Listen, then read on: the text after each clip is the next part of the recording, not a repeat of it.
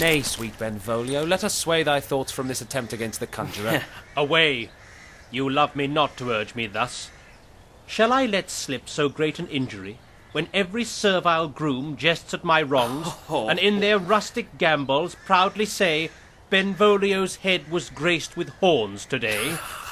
Oh, may these eyelids never close again, till with my sword I have that conjurer slain. If you will aid me in this enterprise, then draw your weapons and be resolute. If not, depart. Here will Benvolio die, but Faustus' death shall quit my infamy. Nay, we will stay with thee, betide what may, and kill that doctor if he come this way. Then, gentle Frederick, hie thee to the grove, and place our servants and our followers close in an ambush there behind the trees. By this I know the conjurer is near. I saw him kneel and kiss the emperor's hand, and take his leave, laden with rich rewards. Then soldiers boldly fight. If Faustus die, take you the wealth, leave us the victory. Come, soldiers, follow me unto the grove. Who kills him shall have gold and endless love. My head is lighter than it was by the horns, but yet my heart more ponderous than my head, and pants until I see that conjurer dead. Where shall we place ourselves, Benvolio? Here will we stay to bide the first assault. Oh, were that damned hellhound but in place, thou soon shouldst see me quit my foul disgrace. Close, close, the conjurer is at hand, and all alone comes walking in his gown. Be ready then, and strike the peasant down. Mine be that honour then. Now, sword, strike home. For horns he gave, I'll have his head anon. See, he comes. No words. This blow ends all. Hell take his soul. His body thus must fall. Groan you, master doctor? Break may his heart with groans. Dear Frederick, see thus will I end his griefs immediately. Strike with a willing hand! His head is off. The devil's dead. The Furies now may laugh. Was this that stern aspect, that awful frown, made the grim monarch of infernal spirits tremble and quake at his commanding charms? Was this that damned head whose heart conspired Benvolio's shame before the emperor? Aye, that's the head, and here the body lies, justly rewarded for his villainies. Come, let's devise how we may add more shame to the black scandal of his hated name. First, on his head, in quittance of my wrongs, I'll nail huge forked horns, and let them hang within the window where he yoked me first, that all the world may see my just revenge. What use shall we put his beard to?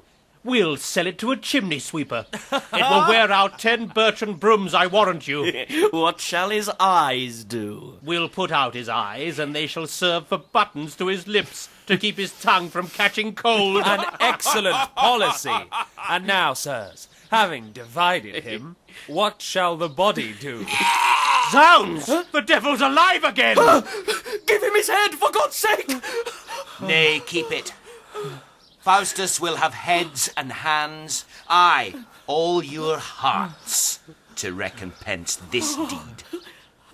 Knew you not, traitors, I was limited for 24 years to breathe on earth, and had you cut my body with your swords, or hewed this flesh and bones as small as sand, yet in a minute had my spirit returned, and I had breathed a man made free from harm. But wherefore do I dally my revenge? Astaroth! Bellamoth! Mephistopheles! Go horse these traitors on your fiery backs, and mount aloft with them as high as heaven. Thence pitch them headlong into the lowest hell. Yet stay, the world shall see their misery, and hell shall, after playing their treachery. Go, Bellamoth, and take this caitiff hence, and hurl him in some lake of mud and dirt. Take thou this other, drag him through the woods amongst the pricking thorns and sharpest briars, whilst with my gentle Mephistopheles, this traitor flies unto some steepy rock that rolling down may break the villain's bones as he intended to dismember me. Fly hence! Dispatch my charge immediately! Pity us, gentle Faustus! Save our lives! Away! He must needs go, that the devil drives! Come, sirs, prepare yourselves in readiness. Make haste to help these noble gentlemen. I heard them parley with the conjurer. See where he comes. Dispatch and kill the slave. What's here? An ambush to betray my life? Then, Faustus, try thy skill. Base peasants, stand! For lo, these trees remove at my command, and stand as bulwarks twixt yourselves and me, to shield me from your hated treachery.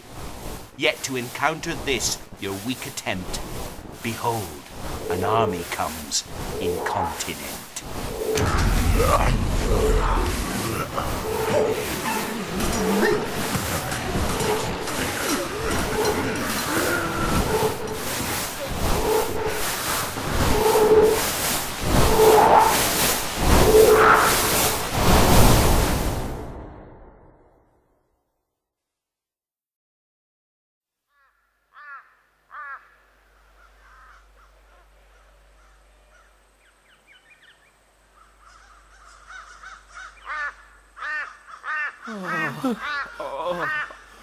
What ho, Benvolio?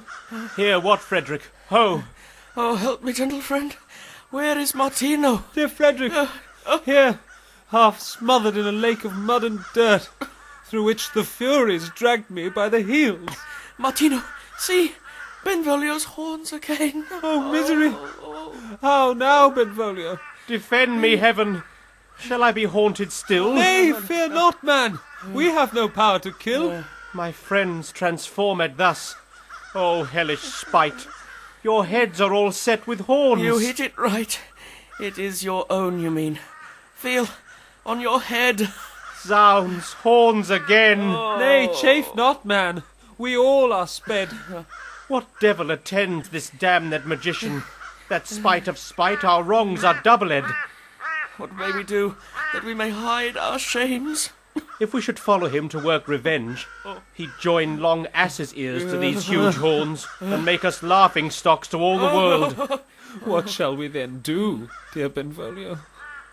I have a castle joining near these woods, and thither we'll repair and live obscure, till time shall alter this our brutish shapes. Since black disgrace hath thus eclipsed our fame, we'll rather die with grief than live with shame.